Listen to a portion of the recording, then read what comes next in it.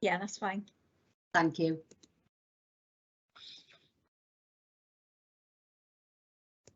Started.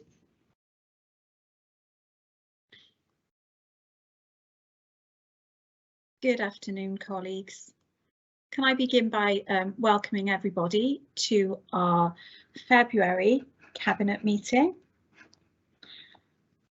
We'll start with apologies for absence. I don't believe we've got any apologies today.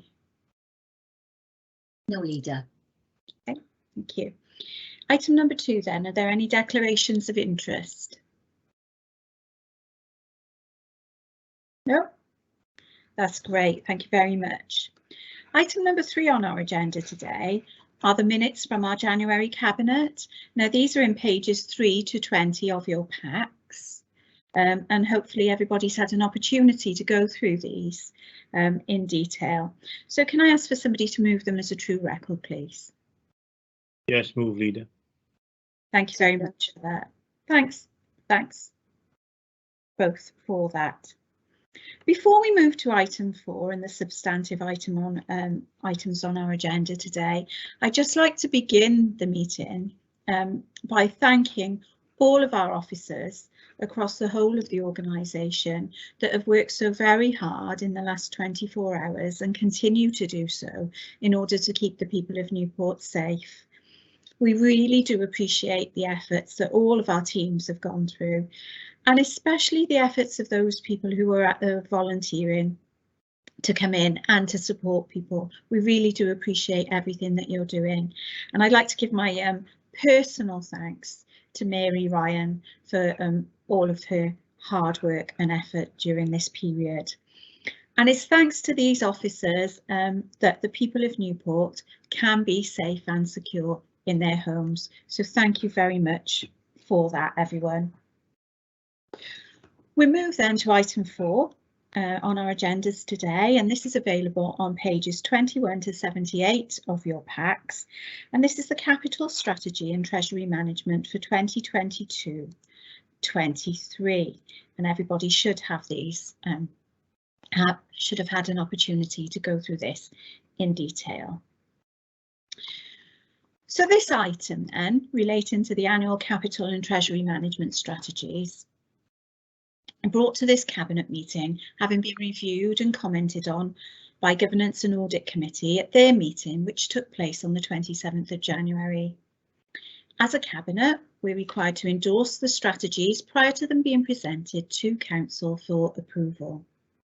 We're also required to approve the detailed capital programme, which forms one of the appendices to this report. The comments from the Governance and Audit Committee are included within the report, and where appropriate, the report has been amended in line with the comments. The 2 strategies before you today, which are a requirement of SIPFA's Prudential Code, form a critical part of short, medium and long-term financial planning and are intrinsically linked with the revenue budget setting process. The purpose of the capital strategy is to set out the Council's approach to decision making regarding capital expenditure and, in the process, demonstrating that those decisions are made in line with service objectives, with consideration given to risk, reward and impact. The capital strategy is inherently linked with the Treasury Management Strategy, which itself is concerned with the Council's approach to managing its cash, including primarily the approach to borrowing and investing activities. A key aspect of the Treasury Management Strategy is the borrowing limits, which are ultimately approved by Council, and these form part of the suite of prudential indicators which govern the Council's cash management activities. So moving to the capital strategy, colleagues. This is a long-term focused document which considers the next 10 years as a minimum. Because of this long-term focus, it's critical that decisions made are reflective of the need for capital plans to be affordable. That is, capital spend plans can be accommodated within current and future forecasted future funding levels. That it's prudent. That is, that capital spend plans are proportionate and the borrowing limits are reflective of the likely levels of borrowing required, not the worst case scenario. And sustainable. It's essential that when considering both affordability and prudence, sustainability is at the heart of these considerations. Now, essentially, this means the following. Debt-funded capital expenditure incurred today will result in long-term commitment upon the Council to repay that borrowing and the interest that arises from it. That commitment to meet capital financing costs will form part of the revenue budget. Whilst that commitment might be affordable now, it has to be possible to maintain this over the long term. Capital financing costs, once locked in, cannot be reduced or avoided, meaning that any future budgetary challenges will impact upon the level of funding available for other services and priorities, rather than the capital financing budget. Due to the importance of these factors, the Head of Finance's commentary within the report specifically addresses these. Now, as outlined at the beginning, whilst Cabinet make decisions regarding the projects that comprise the capital programme, it is full Council that determines the borrowing limits that must be adhered to. Whilst many projects are funded from sources such as grants, capital receipts and specific reserves, there will be a number that cannot be funded in this way and are ultimately funded via borrowing. The overall capital programme, therefore, needs to be set within these borrowing limits. The forthcoming financial year represents the last year of the current 5-year capital programme. However, 2 years have been added to the programme to reflect those projects which start in this current programme but extend beyond it to completion. It is a large and challenging programme to deliver, with the programme standing at £288.4 million in totality and in excess of £100 million in 22-23 alone. It includes a number of our key capital projects, as well as investments such as borrowing for the Cardiff Capital Region City deal, and an element of borrowing headroom to allow flexibility for new schemes or additional costs to be funded. Some of the larger schemes within the programme include £111.7 million in relation to education in schools, of which £75 million is included in relation to the school's 21st Century Schools Band B plans, which will see a significant improvement in the quality of our school buildings. Over £25 million of funding for the Cardiff Capital Region City deal, which will contribute towards a huge level of economic development across the region, benefiting Newport. Nearly £10 million for the Newport Bridge at Newport Station. Over £12 million in relation to the refurbishment and restoration of the Transporter Bridge. And £19.7 million for the new leisure centre, which in turn will pave the way for the new college grant development, which will contribute to the development of our Newport Knowledge Quarter. Of the 288.4 total programme, approximately 92 million of the expenditure is to be funded via debt, thus increasing the need to borrow and resulting in the Council committing to being a net borrower over the medium to long term.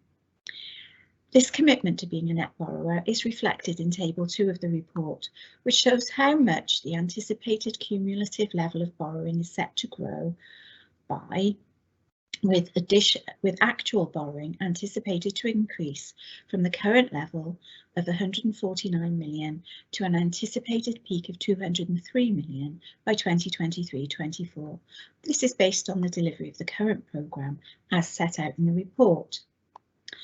The required borrowing can either take the form of actual external borrowing or can be managed by the use of existing cash resources, which is known as internal borrowing. The Council has historically been successful at maximising its internal borrowing capacity and in turn reducing the need to incur the costs associated with external borrowing. As reflected in the outlook contained within this report, the level of internal borrowing, represented by the level of cashback reserves held, is expected to be around 100 million heading into 2022-23. In essence, this means that this is the historic value of debt-funded capital expenditure, which has been funded via internal borrowing. However, the capacity for internal borrowing is now diminishing as earmarked reserves are utilised. As a consequence, the need to externally borrow will increase to, in effect, fund this historic expenditure. Then, in addition, Any future capital expenditure, either in the existing programme or the future programme, will lead to a requirement to undertake further borrowing and will add to the overall capital financing requirement. This serves to remind us that decisions need to be taken into consideration affordability, prudence and sustainability. Now, table 3 of the report shows the impact the need to borrow has upon the revenue budget. The costs associated with the borrowing required for the existing programme, known as the capital financing costs, are already fully funded due to the better than expected funding settlement from 2021-22. However, the development of a new capital programme 2023-24 will potentially see the need to borrow grow further, and it will be important that the costs arising from further borrowing can be met from within the revenue budget. The proportion of the revenue budget dedicated to capital financing costs is already relatively high compared to comparable Welsh councils, and therefore it's important that the new programme is sustainable and does not disproportionately impact upon the revenue budget. I move now, colleagues, to our Treasury Management Strategy, and this is primarily concerned with the Council's approach to borrowing and investing and includes a number of key prudential indicators. In terms of borrowing, as I've already stated, the Council is committed to being a net borrower over the medium to long term. The preferred strategy is to maximise the level of internal borrowing, although this capacity is expected to reduce year on year. Therefore, there will come a point where actual external borrowing is required to meet operational cash flow requirements. However, although the Council will defer its need to borrow for as long as possible, it may consider undertaking borrowing early to secure favourable interest rates, providing that this is affordable and within agreed borrowing limits. Now, this action would only be taken in conjunction with advice from our Treasury advisors. In terms of investing, the objective when investing funds is to strike an appropriate balance between risk and return. That is, minimising the risk of incurring losses from defaults and the risk of receiving unsuitably low investment income. Now, as outlined in last year's strategy, the Council intends to diversify its investments into different asset classes to maximise returns while mitigating against the risk and low yields from short-term unsecured bank investments. This change in approach was placed on hold due to the uncertain economic climate caused by the pandemic. However, the intention is to explore this further during 2022-23. Now, colleagues, that includes the overview of the papers before us today, and as outlined at the beginning, we as a Cabinet are asked to endorse the capital and treasury management strategies for 2022-23 and approve the capital programme until 2024-25. At this stage, prior to seeking approval, I'd like to open for any comments on this particular item. Are there any comments from colleagues on this?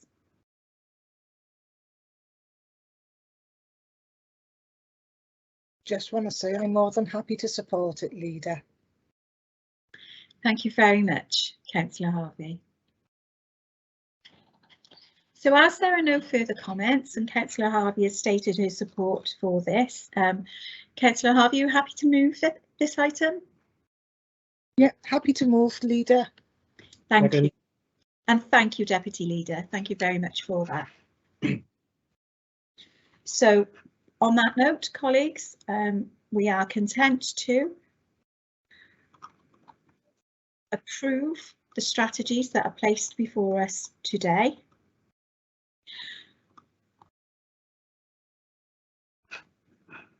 To note the increased debt and corresponding revenue costs of this. To note the Head of Finance recommendation to Council that borrowing needs to be limited to that included in the current capital programme and the recommended prudential indicators on borrowing limits to achieve this. And to note the requirement to limit and manage debt funded expenditure beyond the existing programme for sustainability purposes. and to also note the changes to the Prudential Code and Treasury Management Code and the impact of these changes on the Council's approach to capital investment and Treasury management, and to also note the comments made by our Audit Committee on the 27th of January. So this item has been moved by the Cabinet Member for Leisure and Culture and has been seconded by our Deputy Leader. Are all colleagues content to accept this? Approve. Yes, Leader. Thank you. Yes, Leader. Yes. Thank you all very much for your support with that. We move then to the next item on our agenda today, item number 5, and this really is the most substantive item that we'll be discussing today. This is the revenue budget and MTFP final proposals for 2022-23, and this can be found on pages 79 to 210 of your packs. So there is some quite substantial information that underpins this. And it's my intention, colleagues, to go through the report and go through the proposals and then come back to the very specific proposals that we need to agree today. So, colleagues, we have before us the medium-term financial plan and our 2022-23 revenue budget report. This is one of our most significant reports and really needs to be considered carefully. Now, the report represents the culmination of 6 months' hard work from reviewing and agreeing budget assumptions to form the basis of our planning, to this final stage of allocation of funding to our key priorities. There have been challenges to the budget process this year. Not only are we going into the 3rd year of working through the pandemic and all of its associated issues, but the draft Welsh Government settlement, which funds 76% of our budget, was received very late on the 21st of December. And this meant that final and detailed budget work could not be finished within our customary timescale. The settlement this year, however, included a multi-year funding settlement, which brings a reasonable level of certainty. The inclusion of indicative values for the next 2 years supports our capacity for long-term planning. Turning to next year, I'm pleased to say, as the report shows, that the settlement received from Welsh Government was much higher than that included within the planning assumptions, moving the need to identify any new budget savings. A balance in hand was reported to January Cabinet, and this report summarises the investments that will support our key priorities. The report also provides detailed feedback from the consultation process. As you know, we, as the Cabinet, have considered the results of the consultation along with other key contextual matters, and I will now, within this meeting, set out our investment areas in the 2022-23 budget. At this point, I'd like to pause and thank my Cabinet colleagues and the officers of the Council who have all worked so hard to get us to this point. It's really been a tremendous effort by all.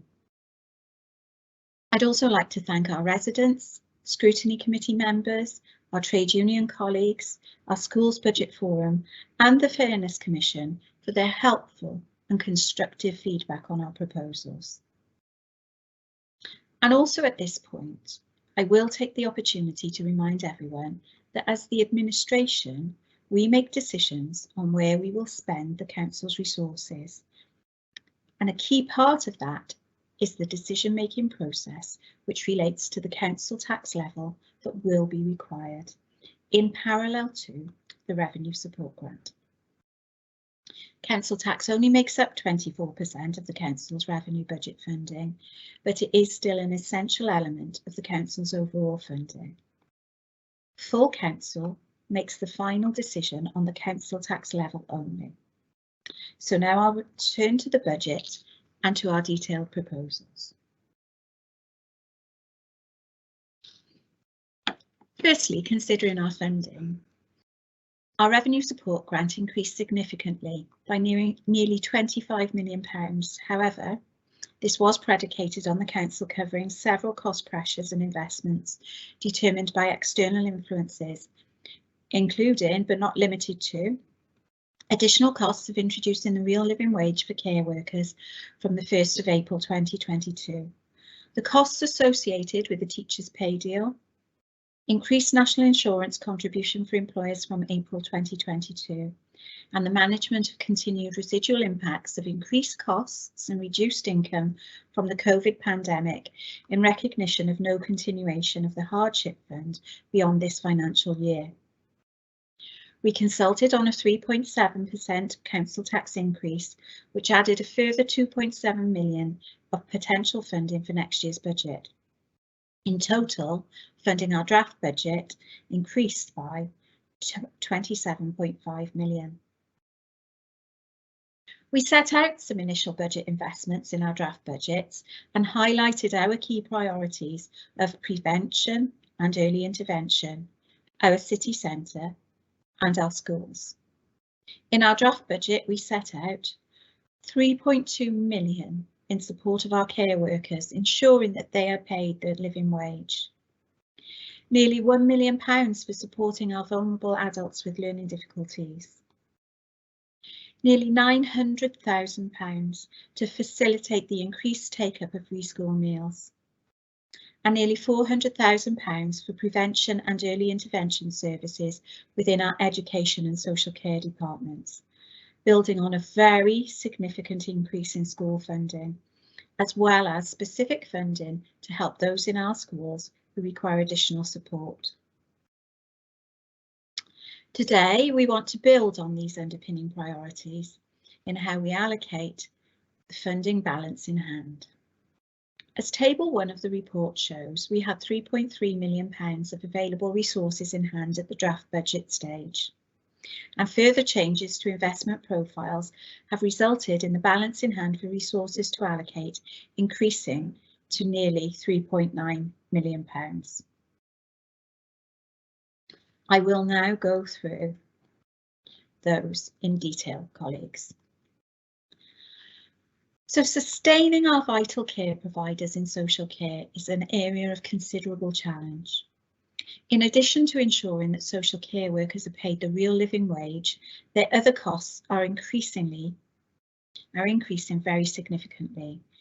Therefore, we will make an additional provision of £1.1 million for the potential risk of higher ongoing costs in the social care sector, following challenges coming out of both COVID and Brexit.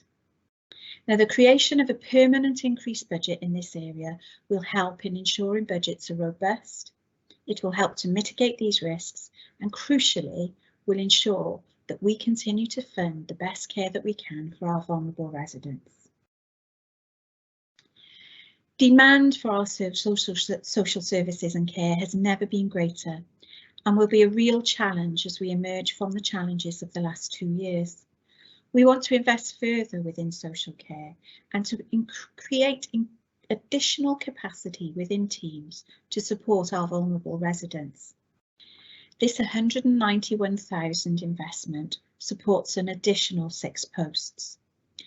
One of these posts will manage the Community Connector service, which is a key intervention and prevention service, signposting individuals to services available within the community that meet their needs. These are our additional investments in our social care budgets and demonstrate our ongoing commitment to this area as it deals with continuing demand and challenges. Looking after the most vulnerable members of our communities is a priority, in particular with early interventions where needed and prevention in the first place wherever possible. Moving then to focus on the city centre, we as a Cabinet want to invest further to create a positive impact both on the city centre and the businesses within it. In particular, the promotion of the city, marketing, inward investment, coordination of activities and events, tourism, and the general environment around the city. Therefore, we will invest £377,000 in a number of key priority areas, including an additional £198,000 investment in cleansing for enhanced city centre cleaning, 38,000 to increase capacity to develop and implement a cultural strategy, therefore strengthening Newport's cultural offer. £49,000 investment in a city centre manager role to enable better liaison of all of the councils and partners' work in the city centre, including our work with businesses. And a £92,000 investment in destination management to ensure that we're marketing the city robustly and maximising its potential to businesses, residents and visitors. Now, in addition to these, we will not be increasing the council's fees and charges for city centre car parking, and we will not be increasing the council's charges for licensing venues for outdoor seating. Moving to other areas of investment, we've reflected on the issues that have made a difference over the last 2 years and those issues that really matter to our residents. We will be investing £255,000 for the maintenance of our parks, play areas and equipment. And this is in conjunction with a significant one-off investment to get our stock of play areas back up to speed. And this budget will provide capacity for the ongoing maintenance and replacement thereafter. We've made significant improvements in housing rough sleepers over the last 2 years and in dealing with general homelessness demands, helped by the Welsh Government Hardship Fund. Now, we know that some specific funding will continue from Welsh Government, and we will invest an additional £34,000 to augment that, which will help us to continue with our current provision and support to residents here. There is an urgent need for this council to play its part and reduce its carbon footprint. We're already making huge progress in this, and we propose to invest a further £153,000 and increase capacity to develop and implement future schemes to achieve our net zero ambition. Our recycling record is already very good, and this can improve even further. We will invest a further £55,000 to provide capacity to support and encourage greater engagement from residents in flats and houses with multiple occupation to deal with waste issues and to promote recycling. In addition to increasing staff resources to add capacity in key areas already outlined, we'll provide capacity in a small number of further areas at £466,000 to improve the monitoring of our capital programme, our highways planning function, our waste and refuse services, electoral registration service and environmental health. In line with section 6 of the report here, we will also invest £500,000 to help manage the financial risks around the ongoing impact of COVID with no hardship fund from 2022 to 23. The fund has been essential and no doubt impact on council finances will continue in some shape or form. Alongside other temporary measures, this will help to provide mitigation against this and in doing so enable us to focus our one-off resources on priorities and new investments. Lastly, colleagues, I would like to mention the council tax. We've consulted on a 3.7% increase in council tax. With this increase, we would still have had one of the lowest council tax rates in Wales and indeed the UK. However, I have made clear my intention to listen to our residents and to be mindful of the continued pressures on household finances. My administration appreciates the tough times that people are facing and the uncertainty that still exists. We will therefore reduce the proposed increase in council tax to 2.4%, and this will cost £828,000. Now, colleagues, the investments outlined in this report, totaling £3.969 million, will be offset by recently confirmed lower than anticipated inflationary increases on council levies of £77,000, and this therefore balances the budget. So, reflecting on the announcements here today, how have we invested our increased resources? Having decided on the final part of our proposals, how does our budget look overall? And I'd like to explain a few aspects of this budget. The budget builds on the current year's budget and how we invested our underspend from the 2020-21 financial year. It's also mindful and demonstrates synergy with the support that Welsh Government has given to businesses and communities over the last 2 years. You will recall, colleagues, that last year we aligned our budget proposals to the views of our residents. That was based on our commitment to listen. We committed to a budget that prioritised people and invested in place. To date, for businesses, we've supported them with COVID-related business grants.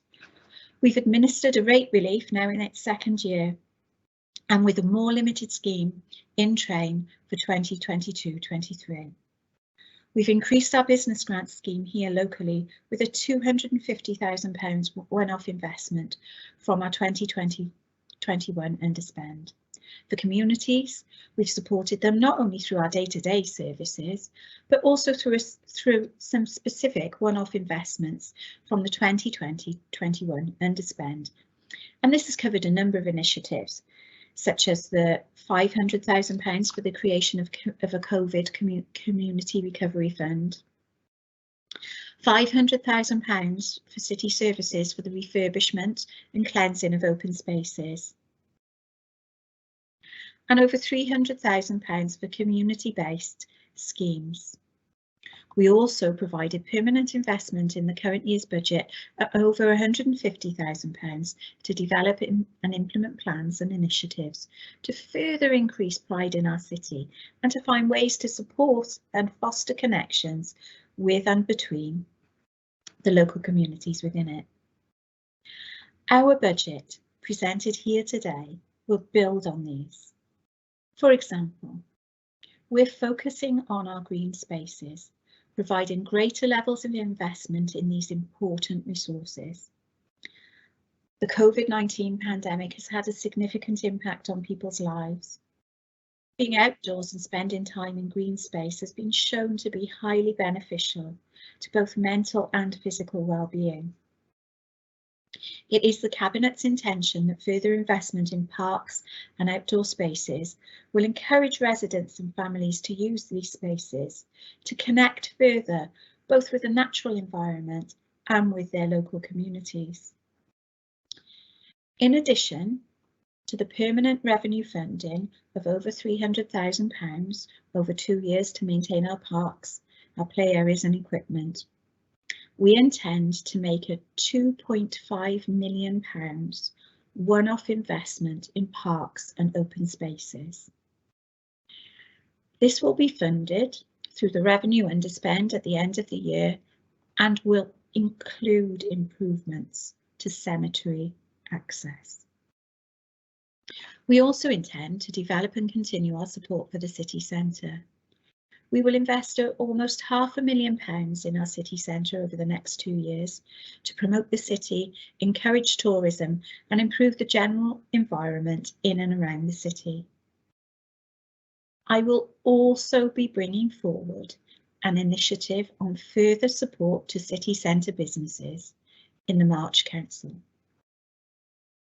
Thirdly, as we recover from the last 2 years, we intend, as I've set out, to invest in schools at over £8 million, social care at over £6.5 million, with a real focus here on prevention and early intervention services. We'll also be investing, as I've set out, in our housing and homelessness services and providing capacity to move towards our ambition of net zero carbon. These are the right priorities as we look beyond the challenges of the last 2 years. We will use these priorities to guide our work, to deal with the new challenges, but also the new opportunities of the future. We will lead Newport into a green and just recovery, a responsible recovery for all, prioritising people and investing in place. At this point, colleagues, I'd like to open for any comments or queries that colleagues may have. Deputy Leader, would you like to come in? Yes, thank you, Leader. And it's under investments, really. Recycling in our city is close to 70%, and that's with a big thank you to all our residents that fully engage with our weekly collection to ensure that we recycle to the best of our ability. The additional 55,000 that you mentioned, aimed at engaging with residents, especially in flats and HMOs, will really help us break through the 70% barrier. We are already the best recycling city in the UK, and this investment will only increase our percentages towards future targets. Now, in light of the increase in energy costs, I feel we have listened and reacted to try and close the gap on weekly household outgoings with a council tax reduction to 2.4%, and that gives us still one of the lowest council tax levels despite this small increase. Thank you. Thank you very much for that, Deputy Leader. Councillor Truman. Yeah, thank you, Leader. At a time when most, if not all of us now, have for the last 2 years, almost 3 years, with COVID, increased cost of living, heating charges, all those things. Now people really had to tighten their belts. But for me, this budget is an investment in people of Newport, the services in Newport, and clearly it's doing that, as you say. And the thing, what you said particularly, was we're invested in vulnerable people, making sure our vulnerable are looked after and cared for. And that is exactly what it's doing. That for me is what should be doing. We're supporting businesses, which we've done through COVID as well, and all those challenges as well. I see it's a forward-thinking budget. I think it's one that will be accepted because, as I say, everyone's had to tighten their belts. All of us, each and every one of us. There are a lot of vulnerable people out there who the present government, I don't say Welsh government, I mean national government, don't seem to care for. So as I say, against all the background of that ongoing situation, I think this is a fair budget. It looks to the future, it invests in the future, and as far as I'm concerned, it invests in a lot of things as people wanted. It's been widely consulted upon. I think it's been more consulted than it's ever been this year, because last year we had COVID. It was difficult to do a wide-ranging consultation, but this year we've increased it greatly, which is good. People have shown interest, and that's got to be supported. So yes, it's still a difficult time, but as far as I'm concerned, we're looking after people who are most vulnerable. And for me as a socialist, that is the most important thing. Absolutely, Councillor Truman. Thank you very much for that. Councillor Davis. Thank you, Leader. I completely support my colleagues' comments in commending this budget and supporting the recommendations that you make. We're in difficult times. We are facing a rising cost of living. We are facing a fuel crisis. Our residents currently do not realise, well, they've started to appreciate the difficulties they're facing them. So a proposal in relation to the council tax, I think, is completely commendable, and the additional investments in a better standard of living for our residents, focusing on their health and well-being with a focus on the parks, is absolutely right for what our residents need. I think the pandemic has certainly taught us how important emotional, physical, psychological well-being is. And our investment and continued investment and support of business is equally vital. However, as a member of the Cabinet with responsibility for education, I feel it's completely right that we've looked at school budgets and services, and we are agreeing to invest just over £8.8 million into our education services, and this includes looking at and appreciating that we recognise the vulnerability of our children in Newport. And this is across the city because there are many that are still coping with the impact of the pandemic. Irrespective of background, we have seen our children struggle with their mental health, and this is a primary concern alongside supporting our staff both in schools and in our education services. Schools across the city have become very much central to the local communities where families have reached out for support. Schools are currently providing food parcels and clothing and support with parenting skills. This is in addition to supporting our children who need to catch up with their learning and the development of their social skills and how to learn to play. Very basic, simple skills such as that, where families and children been isolated during the pandemic very much has been lost what we consider and have previously been normal. The additional funding will support our additional learning needs. Our children need additional learning needs, and it is incredibly welcome because this ensures schools will be able to self-fund provision as laid out in the new LAN Act. And importantly, we also recognise the increased funding that we need to put in place for the provision of school meals, because it's noted since the rising cost of living, impact of COVID, impact of the pandemic, and sorry, my brain's not working, impact equally of Brexit, that there's been a rise and uptake of 118% of those who are actually applying for free school meals across our city. So I completely commend what we're doing today. Thank you, Leader.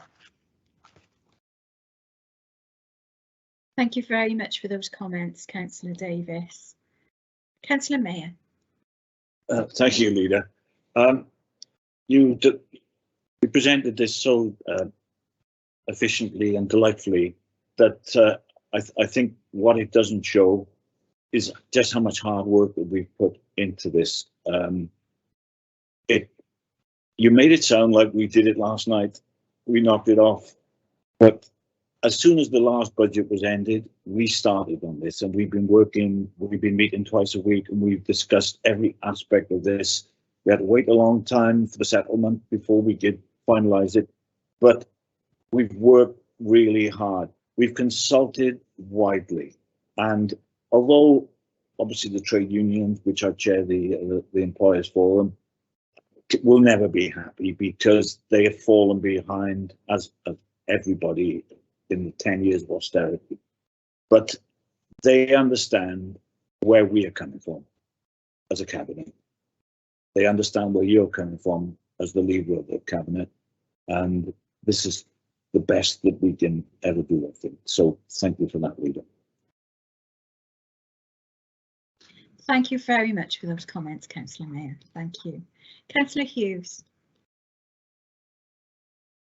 Thank you, Leader. I'm genuinely proud, I think, to be part of a cabinet and administration that, when given the opportunity, places its focus on the people we serve and enhancing our city. For me, the budget invests on the things that don't just sort of favour the few, but they genuinely do favour all the people in the city, while providing for our most vulnerable. It's clearly an administration for me that cares and commits about the environment, to education, to social care, and it's exactly what people hope for when electing a successful Labour administration, and one that listens, one that looks after its most vulnerable people, its residents, and balancing its budget. So I'm really confident that we're building a success for what we'll see for the city will be a very successful future for its people, its environment, and that's despite the challenges we thrive. So I really welcome the budget and the efforts that have gone into it. Thank you, Leader. Thank you very much for your contribution there, Councillor Hughes. Your words are valued. Thank you. Councillor Harvey. Thanks, Leader. I obviously agree with everything that's been said, and I am also very proud of this budget. It's been a long slog. We've got there, we've done it. I'm really pleased that the parks and green spaces are also have an investment spent on them. It's just brilliant. I was sat the other day and I thought, I was looking at my little niece, my great niece actually, I'm that old, I'm like a dinosaur. She's just had her 3rd birthday, my little Nellie Green, and that little girl has not had a birthday party. That's how intense this COVID has been. The children in all of our wards, in all of our schools, your next door neighbour, your family member, they've all been massively affected. And the investment we're putting in will go some way to alleviating some of their mental health issues going forward. Nye Bevan once said the NHS was from the cradle to the grave. Well, I can hand on heart say I feel this budget has encompassed children from the cradle right the way to our most elderly and most vulnerable older people. So I'm more than proud of this, leader. Thank you. Thank you very much for that, Councillor Harvey, and you're absolutely right. It's when we stop to reflect on all of those children who don't know what it's like. We're coming up to 3 years old now, who don't actually know what it's like to enjoy a birthday party in that way. It really is. It really is something that makes you quite emotional and makes us quite committed to doing our best for our children's future here in Newport. So thank you very much for that. Absolutely, leader. Councillor Cochrane, would you like to come in there? Yeah, thank you, Leader. Without repeating some of the things what all the other members have said, can I congratulate you on the way you presented this budget? Because obviously you did extremely well, and I think anyone listening would have seen actually the way that the passion you had in what the investments as well as we're going forward. But when you looked at the budget and the proposed increase 2.4 on a band D, that's a bag of crisps, and I think we got to imagine that it's just a bag of crisps a week, the price of a bag of crisps. But I think on the investment in social services, which obviously I'm cabinet member for, we've all got a vested interest in this because we never know when we might want to use them. I'm particularly pleased about the safeguarding hub prevention. I think we've got it. I think we've got it shown up there. We've already been praised by Welsh Government the way the hub is working with the police, health. We've got education going in there now. I think we've covered it all, and I think I'm so pleased with that. So thank you, Leader, for the presentation you did on this budget today. Excellent. Thank you very much for that, Councillor Cochrane. You know, as we've stated, colleagues, this is a budget which prioritises people and invests in place, and these are our people and this is our place. So at this point, colleagues, if there aren't any further comments, what I will do is take us through the proposals. Now, the proposals are quite detailed and I will need to go through these in quite a degree of detail for the purposes of the report. So before, perhaps when I've concluded with these points, somebody will move and second and we can agree to accept them.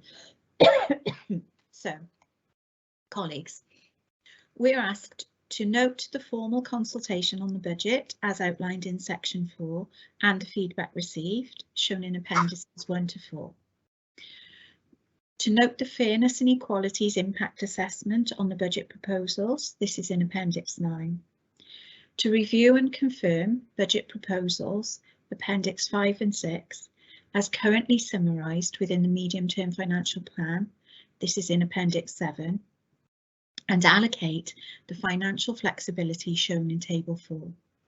In doing so, to provide a minimum of £500,000 from the current financial flexibility for ongoing COVID, no hardship fund risk, and agree to temporarily reclassify the budgets outlined in paragraph 6.8 and the reserves for the same, noting that the risk will need ongoing monitoring as the year progresses. We are asked to agree the 2022-23 fees and charges of the council shown in appendix 11 and to note the budget investment in schools of up to £8,003,000, which is based on an assumed teachers' NJC pay increase of 4% from September 2022, in addition to the cost of new expanding school provision, as noted in paragraph 3.8 to 3.13.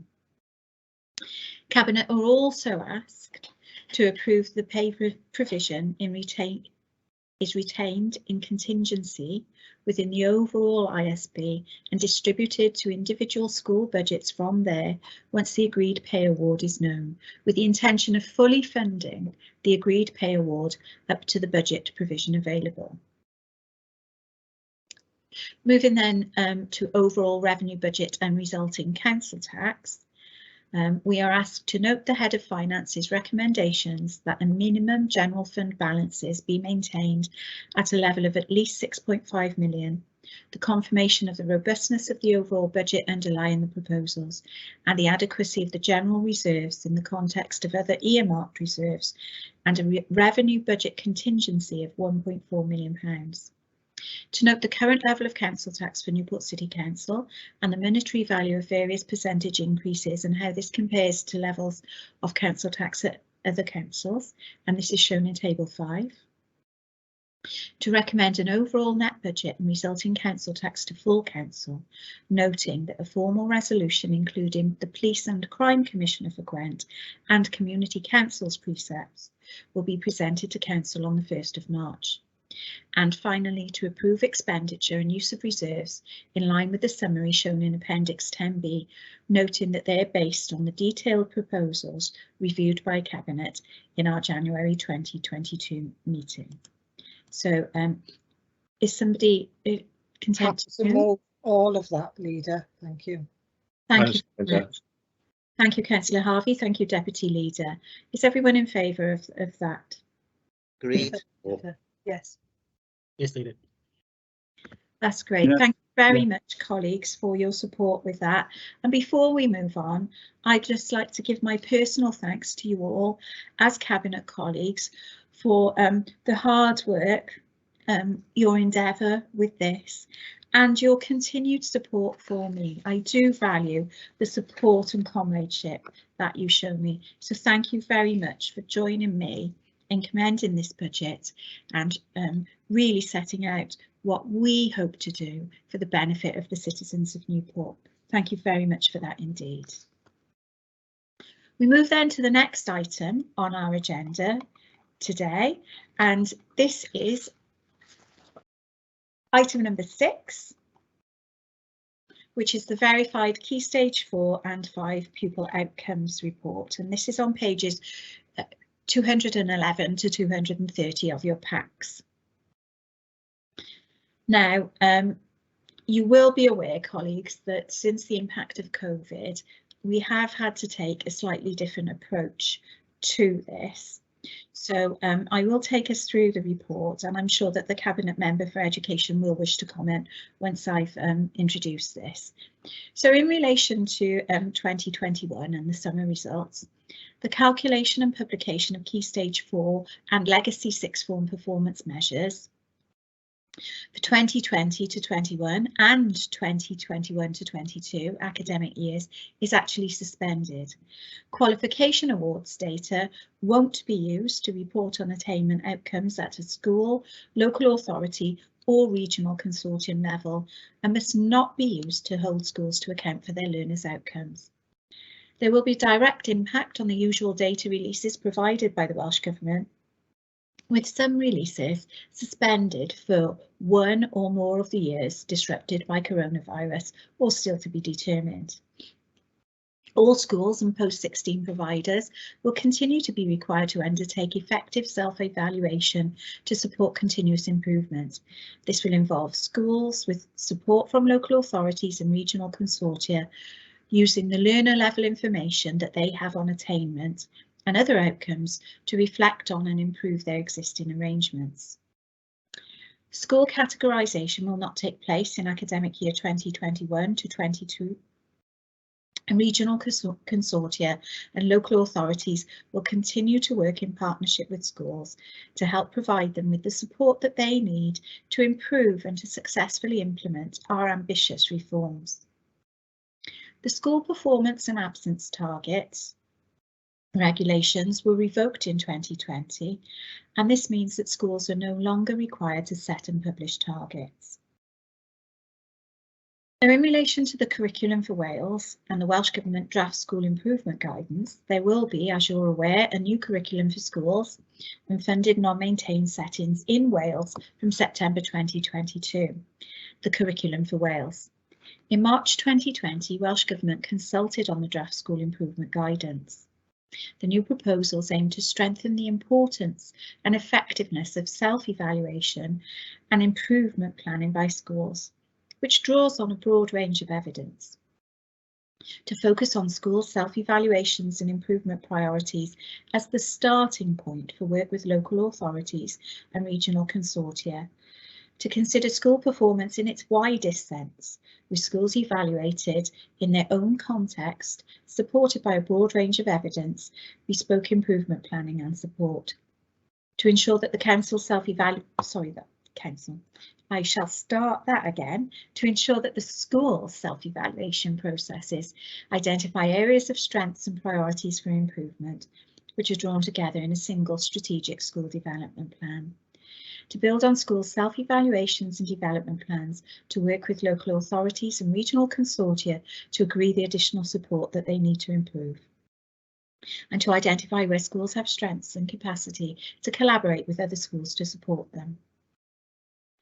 Now, in terms of data for elected members and the information that we may need to consider in order to fully understand the progress and performance of our schools, it's important to note that schools use a range of evaluative information and progress data to inform and refine future practice and provision, shaping their priorities for improvement. As members, we will continue to receive data on ESTIN inspection outcomes and progress of schools in statutory categories, attendance information, exclusion information, contextual information such as the percentage of free school meals, the All Wales core data set, contextual data, my local school with updated information including free school meals, special educational needs, English as an additional language, and a 3-year rolling average covering 7 years. The progress of schools causing concern, and also local authority information on finance, human resources, additional learning needs, and education other than at school. The South East Wales Consortia Directors have commenced discussions with the South East Wales Education Achievement Service around the full range of information that's currently available on the context and performance of schools. Further consultation will be required to identify the most relevant and meaningful information to share with elected members, recognising that once entering the scrutiny process, this information will of course be public. Now at this point, I'd like to invite our Cabinet Member for Education and Skills, Councillor Davies, to come in. Councillor Davies, would you like to comment on this? Diolch, Leader. It's important to note that Welsh Government have recognised that high-stake accountability systems have largely failed in leading to sustained improvement in our schools. And this has often been due to an over-reliance on a narrow range of performance data that drives consequent behaviour that ultimately impacts on individuals and how they learn. It's now recognised that a transparent, supportive approach with specific feedback generates growth with an honest investment in accountability, which leads to pupil and whole school improvement and better outcomes for all. While Key Stage 4 and Key Stage data will no longer be used to measure attainment and as a comparator with other schools, and indeed they need to be suspended during the pandemic as previously agreed, it remains vital that schools understand and know how to support their students to both improve their learning and to help prepare them for the competitiveness of the adult world. Schools will continue to use formative assessment strategies and a range of evaluative information to determine individuals' development and performance. Schools are being offered a bespoke and support and guidance from both the LEA and the AS to ensure self-evaluation and target setting with measurable outcomes are being effectively used. And importantly, elective members will continue, as the leader quite rightly states, to be updated on a range of measures that are already in place. And it is important that elected members are provided with an understanding of context in relation to performance of our schools in Newport. And currently there are ongoing conversations as to what this look like, because we must we must give consideration to the fact that confidentiality and the associated risks that have been identified where comparisons are made, that we cannot fall foul of that. So at the moment there's still conversation, there'll be a consultation process that will be implemented. So thank you, Leader. I certainly commend this report at this time. Thank you. Thank you very much for that, Councillor Davis. And may I take this opportunity to thank you for your continued support for the service area. It really is valued. Thank you. Thank you. Would any other colleagues like to comment on this report? OK, then at this stage, I am going to just move to the proposal. So colleagues, we're asked to acknowledge the position regarding pupil performance and to consider any issues arising that the Cabinet may wish to draw to the attention of the Chief Education Officer. Is somebody content to move this report? Content to Yes, move. So thank you. So thank you, Cabinet Member. Thank you, Deputy Leader. Is everybody in agreement? Yes. Yeah, fine. I agree. That's great. Thank you all very much for that, and a huge thank you to our schools for the tremendous work that they are doing in these very difficult and challenging times. So a huge thank you there. We'll move then to the next item on our agenda, and this is item number 7, our Welsh language 5-year strategy, and this is available on pages 231 to 282 of our packs.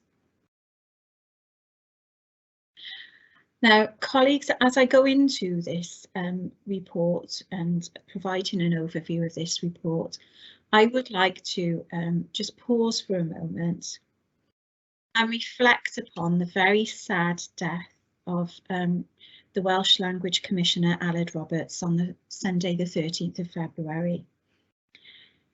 We are all very deeply saddened by this. As you know, Aled was a former leader of Wrexham Council and also an Assembly member for North Wales region in 2011. He was a strong champion for the Welsh language and will be sadly missed. Our thoughts go out to his family and friends.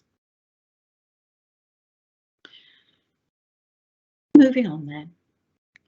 The Council is subject to a number of Welsh language standards, and these are imposed by the Welsh Language Commissioner. Standard 145 places an obligation on the Council to publish a 5-year strategy which sets out how we propose to promote and facilitate the use of the Welsh language in Newport. The standards also require that the strategy must include a percentage target for increasing or maintaining the numbers of Welsh speakers in the area, and a statement which sets out how this will be achieved. We're delighted to present our second Welsh language promotional strategy, which builds on the links, good work and progress made over the last 5 years. This strategy represents an evolution from our 2017 to 2022 plan, with a real focus on delivering a vision for the Welsh language in Newport that includes all of our diverse communities, works in partnership with key stakeholders, and meets our statutory obligations. The strategy reflects Newport as a Welsh city with rich multicultural, multilingual communities. We want to celebrate the Welsh language as part of our shared identity and increase opportunities for everyone to see, hear, learn, use and love our national language. It also brings together exciting Welsh language work across a range of areas, including our new Welsh in Education strategic plan and our work with Public Service Board partners through our Right Skills Board. As well as focusing on growing the range of partners and stakeholders who are engaging with the Welsh language, we continue our commitment to develop our internal structures and policies to support staff who wish to learn Welsh or to use their skills in the workplace. This strategy will provide a drive and focus for the next 5 years as we continue to raise the profile of the Welsh language across our city, supporting Welsh Government to reach its target of 1 million Welsh speakers by 2050 and create a Wales of vibrant culture and thriving Welsh language. Now at this point, I would like to pause and I'd like to invite Councillor Jason Hughes, our Welsh language member champion, to comment on this report. Councillor Hughes, would you like to come in there? Thank you, Leader. Firstly, I'd just like to share your sentiments regarding Alad's passing at the weekend and recognise all he did for the Welsh language as Commissioner, and our thoughts, as you say, are with his family and all those that cared for him. So, Leader, with your permission, I'd like to firstly speak in the Welsh language before then giving the statement, the same statement in English. So, prynhawn da cyfeillion. Mae'r strategaeth yn cyflwyno gweledigaeth y cyngor ar gyfer yr iaith Gymraeg yng Nghasnewydd. Bod pawb yn gallu gweld, clywed, dysgu, defnyddio a caru'r iaith Gymraeg. Bod ein targed ar gyfer twf yn canolbwyntio ar addysg, rydym yn cydnabod bod angen uchelgais ehangach ar gyfer y Gymraeg yng Nghasnewydd. Mwyn gwneud yr iaith yn hygyrch, gynhwysol fel y gall yr holl drigolion ymgysylltu â hi. I gyflawni hyn, rydym wedi datblygu tair thema strategol sy'n canolbwyntio ar y gymunedau addysg, diwylliant ac hefyd chyflogaeth a sgiliau. Mae gyfres o gamau gweithredu sy'n ymweld â'r thema hyn wedi gynnwys ar strategaeth y bydd rhaid y rhain i gael ei hadolygu yn barhaus. Yn enwedig, yn oleuni'r data cyfrifiad y sensws newydd a dweud mwy wrthym am broffail ieithyddol yng Nghasnewydd. Byddwn hefyd yn defnyddio y strwythurau llywodraethau presennol i fonitro y cynhynnydd y strategaeth gan gynnwys drwy ein bwrdd sgiliau gywir, y grŵp gweithredu'r iaith Gymraeg ac hefyd fforwm yr iaith Gymraeg yn y dinas. Diolch yn fawr, Arweinydd. So, this strategy introduces the Council's vision for the Welsh language in Newport, that everyone is able to see, hear, learn, use and love Welsh. Although our target for growth is educationally focused, we recognise that we need a wider ambition for the Welsh language in Newport in order to make it inclusive, accessible language which all our residents can engage with.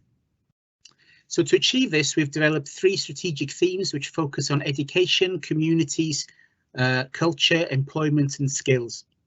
So a series of actions relating to these themes are included in the strategy, and these will be reviewed on an ongoing basis, particularly in light of the new census data, which may tell us more about Newport's linguistic profile. We'll be using existing governance structures to monitor the progress of the strategy, including through our Rights Skills Board, our Welsh Language Implementation Group and Welsh Language Forum.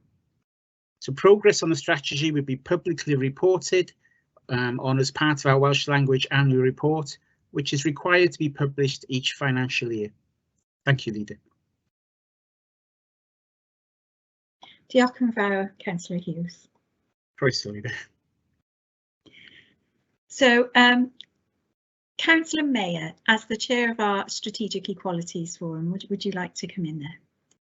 Diolch yn fawr, Arweinydd. Thank you, Leader. I'm not going to try and match the Welsh, I'm afraid. I was born in Abersycon and raised, and when I moved to Newport in 1975, my next door neighbour insisted that Newport was in England and not in Wales. So I do know the Welsh national anthem, and I'm proud to be Welsh, and I wish I could learn the language better than I did try during the lockdown, as you know. I didn't get very far, but at least I tried. I did try. I can't say any more than Jason, our champion, and new leader have on this. But could I thank my staff, Tracy and her team, for all the work that they've done to put this together and help to embed this throughout the council and throughout the city. But a big shout out, I have to, with some regret, that the champion of this is Heather Powell, and she's leaving us to join the prison service, which was devastating to me because she's been such a wonderful servant to us. So a little thanks to her She's the one who has coordinated all the work towards this marvellous strategy that we have now. So thank you, Leader. Thank you, Councillor Mayor. Councillor Davis, would you like to come in? Diolch, Leader.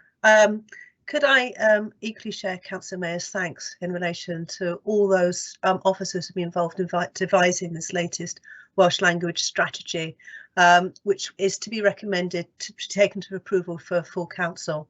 And the report recognises our needs to increase our percentage of Welsh speakers in Newport. And as a key part of this strategy reflects on the targets that we've already laid out in our recent Welsh Education Strategic Plan, our WESP. And the focus of this strategy is on the increasing use of the Welsh language amongst our school children and adopt the priorities which we've already outlined within the WESP. And it's important that we work together to help achieve the Welsh Government target of 1 million Welsh speakers by 2050. Diolch yn fawr. Thank you, Leader. Thank you very much for that, Councillor Davis. So I'd really like to say that I'm really proud that we're considering this strategy today. I really am very proud. So just to move then to the actual proposal. So we're just being asked today, colleagues, to approve this draft strategy prior to submission to the full council. Is somebody content to move and second this? I Yes. move. Happy to second, Leader. Thank you. And is everybody content with this report? Yes. Yes. Yes. That's great. Thank you all very much for that, and thank you for your contributions, particularly Councillor Hughes. Thank you very much. It's in light of what Councillor Mayor has said about perceptions of Newport. It makes me very proud to hear our language spoken here today. So thank you very much for that, Councillor Hughes. Thank you so much, Leader. We'll move then to the next item on our report, which is item number 8, and this is an update report on the Western Gateway. So colleagues, you will recall that we're actually one of the founder members of the Western Gateway. So it was established in November 2019, and essentially, the Western Gateway is a strategic partnership which aims to develop an economic powerhouse along the M4 and M5 corridor, driving growth on both sides of the River Severn. Now, as one of the 5 cities and the gateway city to Wales or England, depending on which way you approach this, Newport is a key player in the success of the partnership, and we stand to profit from the benefits that greater collaboration brings.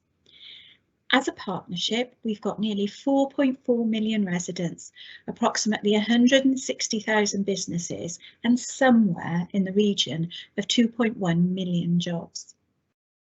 We also enjoy excellent connectivity with major motorways and roads, 2 airports and 9 ports. Now, I last provided you with an update on the Western Gateway in July 2020, and since then, membership of the Partnership Board has been broadened to include representatives from local economic partnerships, universities, and from the Cardiff Capital Region. The board also includes appointed business representatives, one of which is Ian Edwards, the Chief Executive of the Celtic Manor Resort. So another strong Newport connection there. An independent economic review was undertaken in autumn 2021, and this considered the Western Gateway's economic strengths and opportunities and how these could be led and coordinated to drive the region's economic development. This review identified 3 themes and the associated work streams are innovation.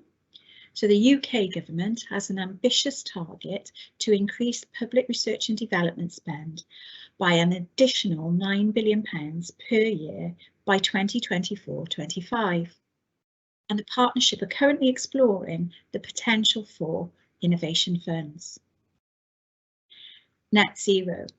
Cutting emissions by 80% to 2050 is a core policy of Welsh Government, and the UK Government is legally committed to reducing emissions to net zero by 2050. £12 billion of support has already been ring-fenced to achieve this, and the potential for tidal energy in the Severn estuary is being explored, as well as opportunities for hydrogen. Connectivity. This is also a Welsh and UK government priority. The partnership is focusing on strategic rail infrastructure and mapping the 2050 ideal national and regional rail network to understand where gaps exist, what the carbon savings could be from achieving a modal shift, and what economic benefits there would be for the region. The Partnership Board are also committed to improving the profile and prominence of the Western Gateway through targeted communications and events. A key event will be the inaugural conference, which is due to be held on the 8th of March 2022 at the ICCW here in Newport. A wider communications and engagement plan is also being developed, which will see the production of a new prospectus and the redesign and rebranding of the website. The Partnership Board are also keen to have a presence at prominent international events, including MIPIM in June, where the opportunities of the region can be promoted to international companies and investors. The Western Gateway will be hosted on existing stands occupied by the West of England Combined Authority and the Cardiff Capital Region. There's also an interest in having a dedicated area at the UK Real Estate Investment and Infrastructure Forum in May. As part of the Western Gateway, Newport will have a presence at these events, and promotional material is being developed to showcase Newport to an international and influential audience. Now, the partnership operated under standing orders and terms of reference, which were agreed in March 2020. An updated terms of reference has been agreed by the board, and a copy of this is attached to your reports, and you'll see from this that it ensures appropriate governance. The Western Gateway is principally funded by a capacity payment from the Department for Levelling Up Housing and Communities. Ongoing funding has been requested from the spending review, but an annual financial contribution of £10,000 is being sought from partners to support the work of the Secretariat. The Western Gateway is hosted by South Gloucestershire Council, which is the accountable body for the partnership and therefore responsible for the budget. Secretariat staff are also employed, but it is recognised that there exist liabilities for partner authorities should the partnership collapse.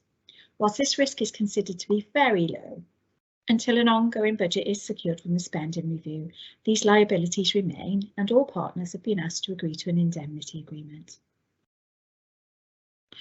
Overall, the Western Gateway continues to present Newport with an opportunity to be part of a strong strategic partnership which will help our businesses and industries collaborate and share innovation on a regional basis.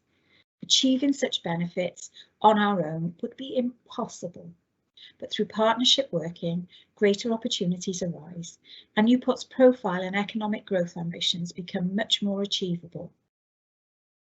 This report is just for information, but I hope you will agree that it's important that Newport remains a key player in this partnership, this opportunity, and I look forward to seeing where this can take us on our own journey to economic recovery.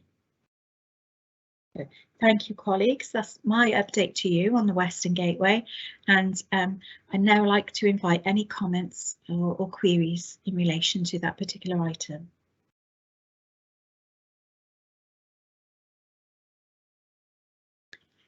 Are colleagues content then to agree and approve the update report? Yeah? Yes, yes, yes. Yes. Yes, agreed. Great. That's great. Thank you all very much for that. The next item on our agenda today is item number 9, and this is a standing item, or has become a standing item on our agenda, and this is our COVID update report, and members can find this item on pages 291 to 306 of your packs. So following on from our last report to Cabinet in January, we have seen the Omicron variant peak across Newport and Wales, but over the last couple of weeks, the case rate has significantly dropped. In response to the Welsh Government eased restrictions back to level 0, meaning that households and businesses can return back to normal business, but maintaining the need for social distancing and face coverings when entering indoor venues and public transport. In terms of Newport City Council, while the Welsh Government's position is for public sector services to work from home where it is possible, council services have continued to operate as normal, the best that they can, but there does remain ongoing demand and pressures within some of our frontline services. Both this report and the EU transition report highlight the ongoing pressures and uncertainty many households are facing across Newport and Wales, with a cost of living crisis caused by rising energy, food and fuel costs. Both Newport City Council and the Welsh Government are supporting households and businesses that are struggling to meet these pressures. Newport City Council has committed an additional £100,000 towards tackling the food poverty, supporting food charities and groups. We're also supporting the Welsh Government's winter fuel support scheme, and as you'll be aware, colleagues, this scheme has been extended to the 28th of February, and the value of the scheme has actually been increased by Welsh Government to £200. Now, at this point today, as we stand here today, Newport City Council has paid out £1,454,000 in payments as part of that scheme, and that's an illustration, colleagues, of the absolute need for support with this growing cost of living crisis. As elected members of Newport City Council, it is fundamentally important that we continue to support struggling households and people, helping them to find the right support and guidance during this really difficult time. I'd like to pause at this point, colleagues, and invite comments. Councillor Truman, would you like to come in there? Yeah, thank you, Leader. I'd like to take the opportunity today of thanking the environmental and trading standards teams, particularly for what they had to work over Christmas, because we went to level 2 just before Christmas, as we all know, and they had to go back to track and trace where they dropped previously into their day jobs. So they quickly reversed back into their the environmental training standards work, and a lot of the staff worked all over Christmas and the New Year because the numbers were rocketing, as we know. But anyway, since we've gone down now to level 0, they will switch back again to do their normal day work, and they've done a lot of inspections at the run up to this, and since it was announced we're going to level 0. In all the settings, particularly the care settings and education. So they've been very versatile and very adaptable. And I'd like to thank each and every one for the work they've done, helping to keep Newport safe over the COVID period. And they will continue to do, because it hasn't gone away. So I'd like to thank them, Leader. Yeah. Absolutely. Thank you very much for those really powerful comments, Councillor Truman, and you've got the full support of the Cabinet in terms of the comments that you've made there. Councillor Davis, would you like to come in? Thank you, Leader. Essentially, I just want to focus on, we saw the new Omicron variant. Schools were given additional 2 days at the start of the term to plan for the variant and how to manage, and children were welcomed back into schools. It's been a difficult time for schools over the last few weeks as sickness levels varied from day to day, and also the impact on teaching staff was noted as well. But what was particularly admirable, and what particularly has to be noted, and we do need to thank and note, is the fact of how many teachers were prepared to adapt and worked with the system to ensure that school classes weren't closed down, that schools stayed open. They were willing to support one another in this difficult time and take on classes where they wouldn't necessarily be the main teacher, to ensure those children were still supported in their lessons. It has been a very difficult week, and we would not have done that, achieved what we have done in Newport without our amazing ancillary teaching and support staff. And behind that sits our educational service, who've been on hand tirelessly to support our head teachers with any questions and queries that they may have had. So thank you to everybody. It's been amazing. Brilliant, brilliant for Newport. Thank you. Thank you for your comments there, Councillor Davis, and as with Councillor Truman, those views are really echoed by Cabinet colleagues here today. Deputy Leader, would you like to come in? Yes, thank you, Leader, and I've done this many a time in thanking City Services for their contribution throughout COVID. It seems to have taken a really bad storm to stop us collecting refuse today, but we've collected right the way through COVID. With this Omicron variant that infected people very, very quickly. But just another pressure that's added in, which a lot of people don't see because we're all usually tucked up in bed, is the winter maintenance regime. And we've had quite a few runs this year relating in extra work for people. So I just wanted to say thank you for that, because we don't just have a dedicated team for that, because sometimes we don't need to do a winter maintenance run, but these people will go up and above and beyond for us. So I'd just like to say again, thank you very much. Absolutely, and once again, the Cabinet is behind you with that. Thank you very much, Deputy Leader, for your comments there. So, if there aren't any further comments, are members content to agree that report? Yes. Yes. Body support. Thank you very much for that, colleagues. That takes us on to item number 10 on our agenda today, which again is another standing item, and it is just such a shame, isn't it, that it has to be a standing item. So item number 10 then, the Brexit update report, and you can find this in pages 307 to 314 of your packs, colleagues. So it's been over a year, colleagues, since the UK left the European Union and single market, and throughout the year we have and we continue to see widespread impacts, not only from leaving the EU, but also due to the global impacts of COVID, as economies have seen increased demands and supplies have been disrupted. The cost of living for households in Newport and Wales has been increasing throughout the year, with wages struggling to meet these additional costs. For low-income households, these increases will have the biggest impact, with energy prices expected to increase even further in 2022. As reported in the COVID Recovery Cabinet report, the Council, Welsh Government and other not-for-profit charities can offer households financial support during this difficult time, as well as offers to provide debt advice, training and employment opportunities.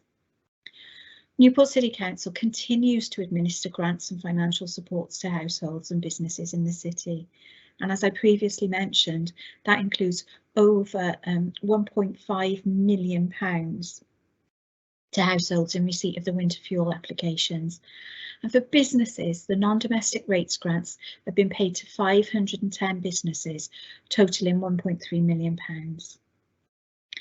It's important for households that are eligible for the grant to apply and provide access support for their energy costs during this difficult time. And I really would like to take the opportunity. So today is the 18th of February. This scheme has been extended to the 28th. If you feel that you are eligible or you'd like to know whether you're eligible, please contact us. Please get in touch. We can help you. This money is there to help you.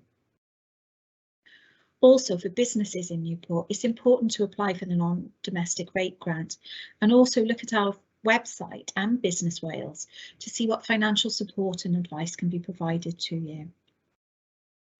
For our EU and EAA citizens living in Newport, over 10,000 applications for settled status have been concluded, with 920 applications awaiting a decision. This Cabinet wants to reiterate its support for EU EAA citizens living and working in Newport, and that they all have a part to play in making Newport a great city to live and work in. You are welcome here. We really value your contribution. We all love the diverse, vibrant culture that we've got here in Newport, and you're a part of that. We'd like to encourage anyone who's still awaiting a decision or having difficulties to conclude their application to contact the Council and other organisations such as the Citizens Advice Bureau. Now, Newport City Council and our partners continue to engage and involve residents from the EU. Feedback from these events is really important for us to help us understand how we can continue to support our citizens. It's really encouraging to see that 85% of EU citizens that attended the events feel happy living in Newport, but we do know the ongoing challenges that they will face, and we want to ensure that Newport remains a safe and welcoming city. We're continuing to see an increase in the number of EU and non-EU nationals needing support from our council services that do not have any recourse to public funds. We have a hardship solutions group who are coordinating the effort by the council and not-for-profit services to support those impacted and try to prevent the exploitation of those who may be affected by this. So at this point, colleagues, I'd like to invite any comments or contributions. Councillor Harvey. Thank you, Leader.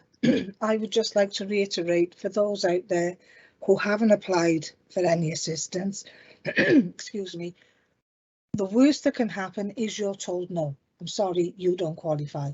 So if you're not okay on a laptop or you don't understand, contact your ward councillor and we can come, we can visit you and we can help you apply online.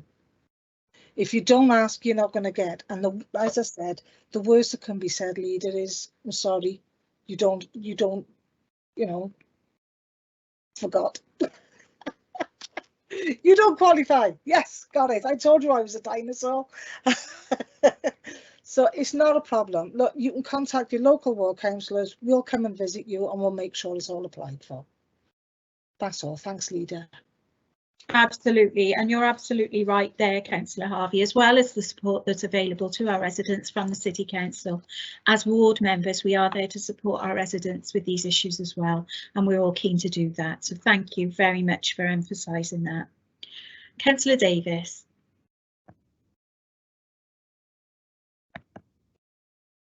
Thank you, Leader.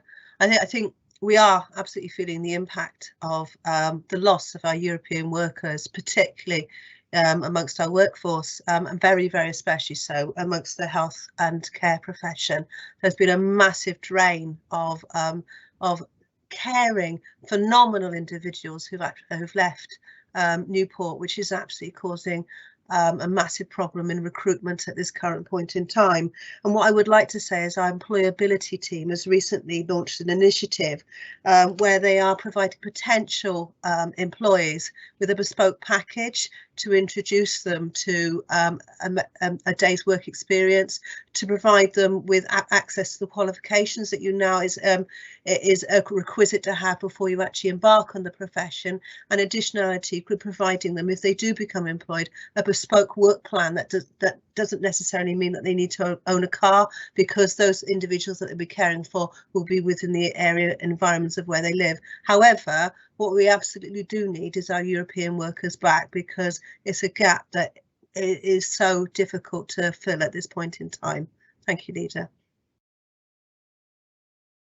Thank you very much for that contribution, Councillor Davis, and you do really emphasise an incredibly important point there, and the value of the contribution that our EU colleagues make to our society. Thank you very much for that. Councillor Cochrane, would you like to come in?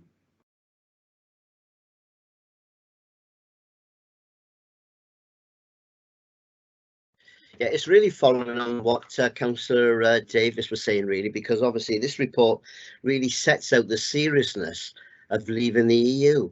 And I know the UK government now have had to make a U-turn now on some of that, because they set the standard. I think it was about 30,000. I can't remember. It was something like that. Well, we know care workers are not earning that type of money, but they've had to backtrack on that now, clearly, because we're in a desperate situation for care workers. And really, the last point I'd just like to make, I think the chickens are coming home to roost now of all those stupid decisions of coming out of Europe. Thank you. Yeah. Thank you, Councillor Cochrane, and I think that you'll find Cabinet colleagues strongly support your comments there, so thank you very much for that. Are there any further comments on item number 10? Okay, members content then to accept the update report? Yes. Yeah. Yes, Lisa. Happy with Yeah. that. Thank you very much for that, colleagues. We move then to the next item on the agenda, our final item, which is item number 11, the Cabinet Work Programme. Are colleagues content with the updated programme? Yes. Yes. Happy, thank you. Yes, Leader. Thank you very much for that, colleagues. Well, at this point then, I'll draw the meeting to a close. I would like to thank you all for your contributions today, and once again, thank you for your support throughout the budget process, which has been most welcome. So thank you all very much for that. And please, everybody, stay safe and take care in these really poor weather conditions. Thank you so much, and I look forward to us as a Cabinet taking forward our budget to full council on the 1st of March. Thank you so very much. Can't wait. Bye. Thank you, Leader. Bye all. Welcome, Val.